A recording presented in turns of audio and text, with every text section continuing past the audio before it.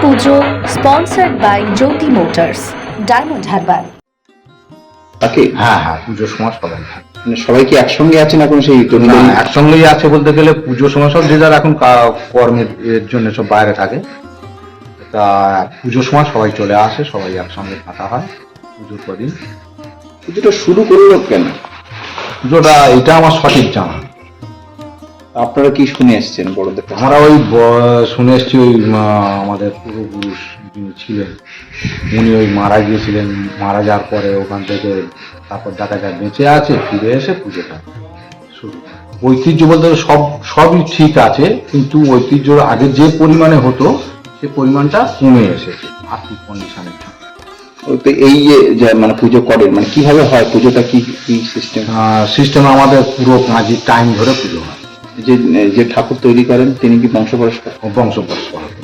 তখন কি মহিলাদের প্রবেশ ছিল এই পুজোয়? হ্যাঁ হ্যাঁ। এখনো পর্যন্ত বলি প্রথা একইভাবে চালু রয়েছে, তবে বলির সংখ্যাটা কমেছে।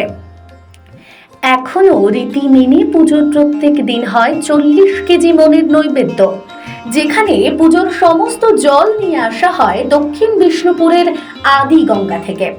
এমনকি ঠাকুরের ভোগ থেকে শুরু করে সমস্ত খাবারও হয় সেই গঙ্গা জলে। এবছর তাদের পুজো 11 পুরুষে পা দিল। কাজের ব্যস্ততায় পরিবারের লোকজন দেশ বিদেশে থাকলেও পুজোর 5টা দিন সবাই ভিড় জমায় ভট্টাচার্য পরিবারে। 8 থেকে 80 প্রত্যেকেই এই পুজোর আনন্দে মেতে ওঠেন।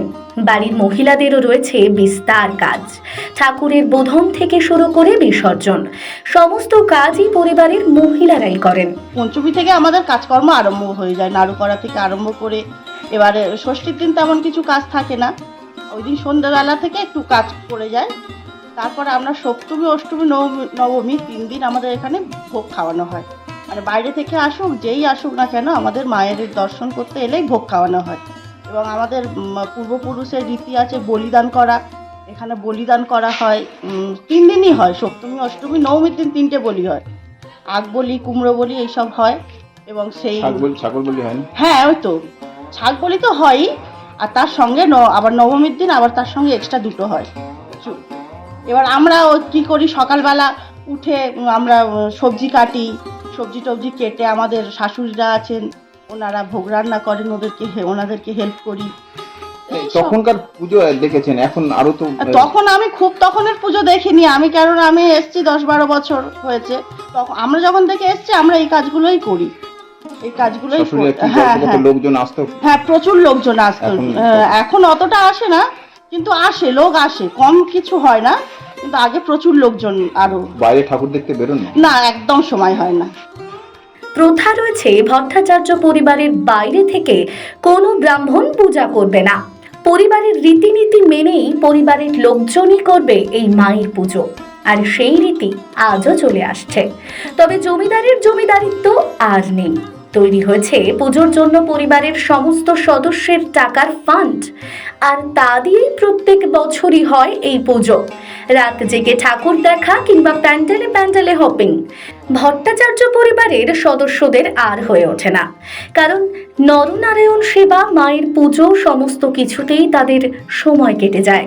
আর 300 বছর ধরে এই রীতিনীতি মেনে এবারেও চলছে পুজোর প্রস্তুতি। দূর দূরান্তের বহু মানুষই এই বাগদনী ভট্টাচার্য পরিবারের পুজো দেখতে আসেন, আর প্রত্যেক বছরের মতো এবছরেও তাদের রীতি মেনেই মায়ের পুজোর প্রস্তুতিতে এখন থেকেই ব্যস্ত পরিবারের সকল সদস্যরা।